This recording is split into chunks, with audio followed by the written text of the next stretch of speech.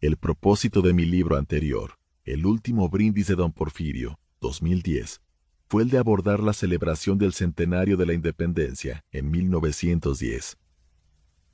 En este nuevo audiolibro, De la paz al olvido, Porfirio Díaz y el final de un mundo, recorro otros años más para resolver una deuda personal que adquirí al publicar el título anterior.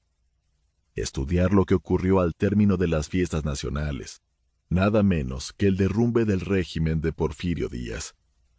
Es una búsqueda por explicar por qué las fiestas del centenario fueron un triunfo internacional y nacional, pues con ellas se terminó de pulir el renombre de México como país en vías de convertirse en una potencia mundial. Se cimentó una buena parte de la identidad nacional en el imaginario colectivo. Se construyó una gran cantidad de edificios y obras de carácter social que no se habían podido ofrecer a lo largo del siglo XIX, en beneficio de un número muy significativo de comunidades.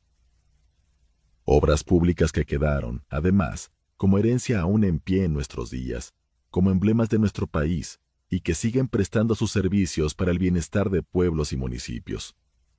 Este gesto triunfal de un hombre que aspiró a que se juzgara su valor de acuerdo con el grado de paz y prosperidad que había logrado en un país despedazado, hasta antes de su gobierno, se propuso incluir en las celebraciones y los resultados a todos los sectores sociales e ideológicos. Con hábil táctica política y social, buscó reconocer a los héroes muertos y reivindicar a muchos de los que fueron sus enemigos y que protagonizaron episodios en la comunión de ideas o en la separación política. Pero, habremos de reconocer, fue principalmente una celebración personal ideada y concentrada en la figura de Díaz. En De la paz al olvido, abordo de manera muy breve las fiestas del centenario, ese festivo telón de fondo que sirvió de antesala de la revuelta. Solo cuando es necesario, incluyo nuevas investigaciones y documentación con el propósito de vislumbrar mejor cómo ocurrieron y cuáles fueron los acontecimientos que se acumularon desde que inició esa triunfal celebración hasta que, en menos de un año, se presenta la renuncia presidencial. Durante los festejos del centenario, el gobierno porfirista se planteó, como un objetivo central, proyectar su exitoso modelo de modernización económica que, sin embargo, estaba hueco en sus contenidos políticos. La personalísima forma de gobernar de Díaz, el ejercicio del poder en una estructura política piramidal estática, no daba cabida a la nueva realidad del país en su conjunto, y sobre todo, a una incipiente clase media que buscaba espacio en una sociedad hierática y estratificada.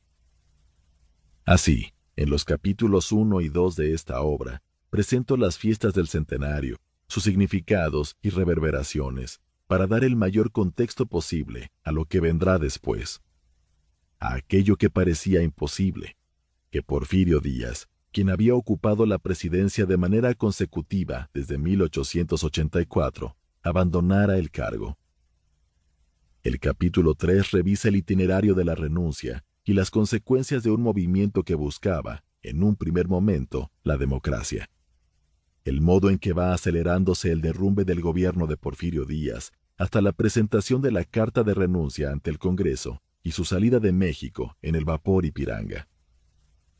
A lo largo del audiolibro, me ocupo someramente del contexto general que determinaba las costumbres, la moda, el arte, y que hasta la fecha se le ha denominado como afrancesamiento, sin reconocer que era una moda internacional que alcanzaba a todo rincón del planeta. En el siguiente capítulo, trato la llegada de Porfirio Díaz a Europa, a un mundo que ha empezado a declinar, a pesar de haber vivido uno de los mejores momentos de la historia, por su crecimiento económico y social, por su expansión comercial y por su efervescencia cultural. Aquella Europa que se empeñó en sacrificar la paz para dar lugar a la guerra, la Gran Guerra. En este apartado me enfoco en la vida de Díaz en el viejo continente, en sus viajes, su quehacer cotidiano y el trato que le dieron los gobiernos de los países que visitó y los representantes del gobierno mexicano que lo recibieron y con los que convivió. Para seguir escuchando este audiolibro gratuitamente, haz clic en el enlace de la descripción y podrás escucharlo completo sin coste gracias a la prueba de 30 días de Audible.